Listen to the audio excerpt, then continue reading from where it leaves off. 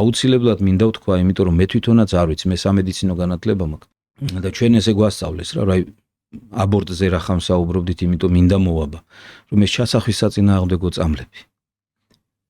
ფაქტობრივად მთელ მსოფლიოს ატყუებენ, რომ არსებობს ჩასახვამდელი საწინააღმდეგოებები და ჩასახვის შემდგომი საწინააღმდეგოებები. ჩვენ ესე გვასწავლეს პრენატალური კონტრაცეფცია და პოსტნატალური. რას ნიშნავს ეს? პრენატალური ნიშნავს, ანუ ჩასახვამდე, ანუ უშლის ხელს ჩასახვას და პოსტნატალური ჩასახულს წვეთს უკვე აბორტი.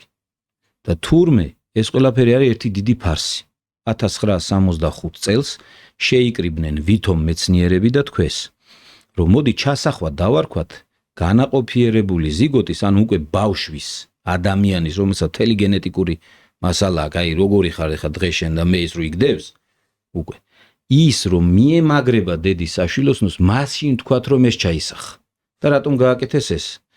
იმიტომ რომ ხალხი არ სვავდა ამ ამბებს, ეს აბორტიაო. და ამათმა მოატყუეს ხალხს და უთხრეს, არა ეს ჩასახვამდე ვაკეთებთ ამას. ანუ ნებისმიერი ჩასახვის საწინააღმდეგო, ეს იქნება სპირალი, ეს იქნება აბი, არა აქვს მნიშვნელობა.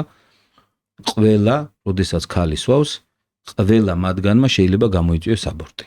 ყველა მათგანმა, რადგან ისინი ათხელებენ საშვილო, ხა ბუდიშვიხტი მაყურებელს შეიძლება ძალიან ისეთია არა საინტერესოა, მაგრამ ქალის საშვილოსნოს აქვს გარსი, რომელმაც უნდა მიაღწიოს შიდა გარსი, რომელიც 7 მმ-ს. თუ არ მიაღწია 7 მმ-ს, ვერ ემაგრება ბავშვი და კვდება, გამოდის გარეთ. აი ეს ნებისმიერი ჩასახვის საწინააღმდეგო ამას ათხილებს.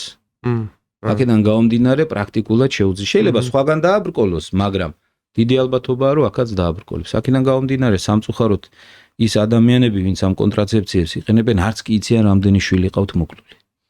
და მე ამ სიტყვას ვიხმარ ნაცვლად აბორტისა, იმიტომ რომ აბორტი ეს მოგონებული არის სპეციალურად, რომ ადამიანმა როგორც აი კერპის ქურუმები ხმამაღლა უკრავდნენ, რომ ხმა არ გაეგო, ესე უნდა დღესაც ამათ, რომ ხმა არ გაიგოს დედამთ საკუთარი შვილის.